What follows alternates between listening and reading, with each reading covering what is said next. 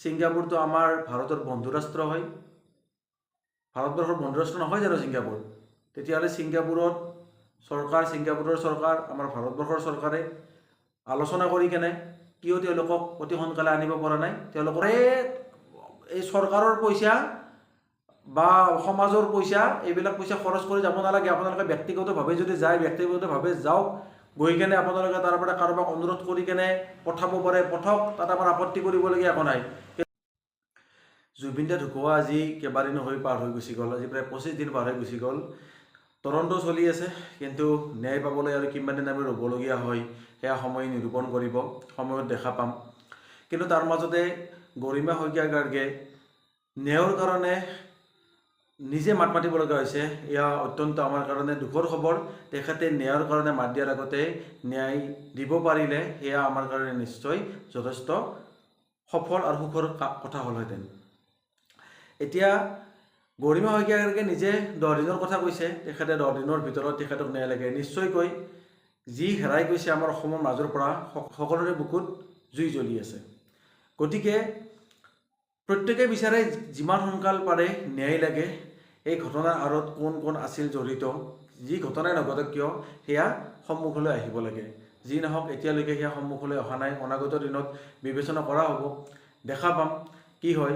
কিন্তু গৰিমা শইকীয়া গাৰ্গে #justice for Zubeen Garg, Zubeen Garg ডাঙৰীয়াৰ ভণ্টি পামী বৰঠাকুৰে যি জাষ্টিছ ফৰ জুবিন গাৰ্গ লিখিবলগীয়া হৈছে, ক'বলগীয়া হৈছে, সেয়া নিশ্চয় আমাৰ কাৰণে বহুত বেদনাদায়ক। তেখেতসকলে সেয়া আহ্বান কৰাৰ আগতে তেখেতসকলক যদি ন্যায় দিব পৰা গ'লহেঁতেন, নিশ্চয় সেয়া আমাৰ কাৰণে গৌৰৱৰ কথা হ'লহেঁতেন। কিছু ক্ষেত্ৰত হ'লেও, যদিও জুবিন দা আমাৰ মাজৰ পৰা হেৰাই গৈছে।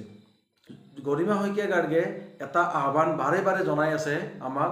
জুবিন দাই যিখন সমাজৰ কল্পনা কৰিছিল, যিখন সমাজৰ সপোন দেখিছিল, জাতি বৰ্ণ ধৰ্ম নিৰ্বিশেষে যিখন সমাজ জুবিন দাৰ ঢুকোৱাৰ পিছতো আমি যিখন সমাজ দেখা পাইছোঁ, এই সমাজখন ধৰি ৰখাৰ কাৰণে তেখেতে সকলোকে আহ্বান জনাইছিল।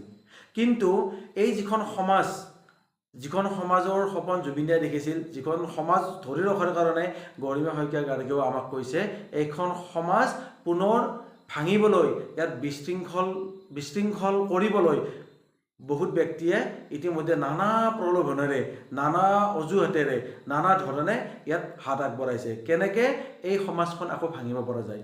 এই ক্ষেত্ৰত অসমবাসী ৰাইজৰ যথেষ্ট কৰণীয় আছে। যদি কোনোবাই এই সমাজখন, যি অসমীয়া সমাজ, যি বৃহত্তৰ অসমীয়া সমাজ, চাওলুং চুকাফা, শংকৰদেৱে যে আগবঢ়াই যোৱা যিখন সমাজ, জুবিন গাৰ্গে সপোন দেখি যোৱা যিখন সমাজ, এই সমাজখন যদি কোনোবাই আকৌ ভাঙিব বিচাৰে, সেই ক্ষেত্ৰত কিন্তু ৰাইজে বিহিত ব্যৱস্থা গ্ৰহণ কৰিব লাগিব। অসমীয়াই ইতিমধ্যে বহুত চাফাৰ কৰিলে। এতিয়ালৈকে অসমীয়া যিখন সমাজ আছিলে, আজি প্ৰায় 10-15 বছৰমানৰ ভিতৰত বহুতখিনি চাফাৰ কৰিলে অসমীয়া সমাজখনে।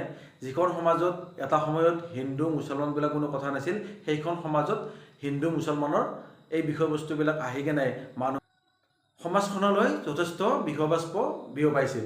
গতিকে এতিয়া যিখন সমাজ পুনৰ আমি একগোট হৈ দেখা পাইছোঁ, এইখন সমাজ ধৰি ৰখাৰ দায়িত্ব সমগ্ৰ অসমবাসী ৰাইজৰ আছে। গতিকে এই ক্ষেত্ৰত সকলোৱে সজাগ থকাটো সকলোৰে দায়িত্ব বুলি ভাবোঁ।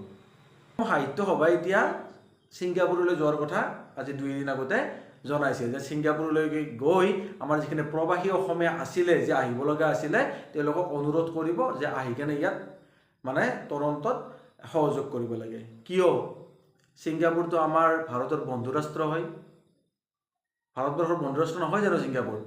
তেতিয়াহ'লে ছিংগাপুৰৰ চৰকাৰ আমাৰ ভাৰতবৰ্ষৰ চৰকাৰে আলোচনা কৰি কেনে কিয় তেওঁলোকক অতি সোনকালে আনিব পৰা নাই? তেওঁলোকৰ কাৰণেতো 6 অক্টোবৰ তাৰিখটো তেওঁলোকৰ কাৰণে বান্ধি দিয়া হৈছিলে, 6 অক্টোবৰৰ ভিতৰত আহিব লাগিব।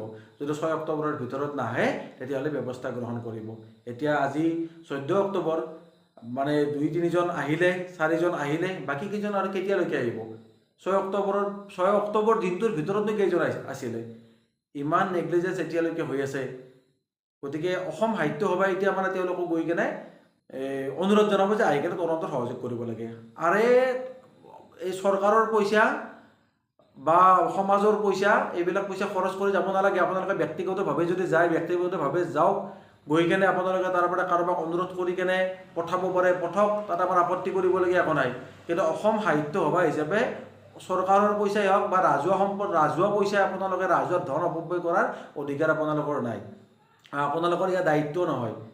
সাহিত্য সভাক সমালোচনাৰ ঊৰ্ধত নেকি নাজানো, তথাপি যা হওক বাৰু, তদন্তই এটা সঠিক দিশত যাওক। সঠিক দিশত গৈ জুবিনদাৰ যিটো দুৰ্ঘটনাই কওক বা হত্যাই কওক, এই ঘটনাটোত যিসকল ব্যক্তি জড়িত আছে, আমি অকল দৰিকণা, খলিহনা, পুঠি এইবোৰ চাই থাকিলে নহ'ব। ৰৌ, বৰালি এইবিলাকো ওলাই পৰিব লাগিব, আৰু ৰৌ বৰালিবিলাক নোলোৱা পৰ্যন্ত অসমৰ ৰাইজ ক্ষান্ত নহয়। সাহিত্য সভাৰ কৰ্ম কোনবিলাক হ'ব লাগিছিল? এই সমাজলৈ যেতিয়া হিন্দু মুছলমান এইবিলাক সাম্প্ৰদায়িক টাইপৰ কথা যেতিয়া সমাজখনলৈ আহে, তেতিয়া সাহিত্য সভা ক'ত থাকে? সাহিত্য সভাৰ কৰ্তব্য নাথাকে নেকি তেতিয়া সমাজখন একগোট কৰি ৰাখিবলৈ? সেইবিলাক বিষয়ত সাহিত্য সভাৰ মাত মতাৰ সময় নাই।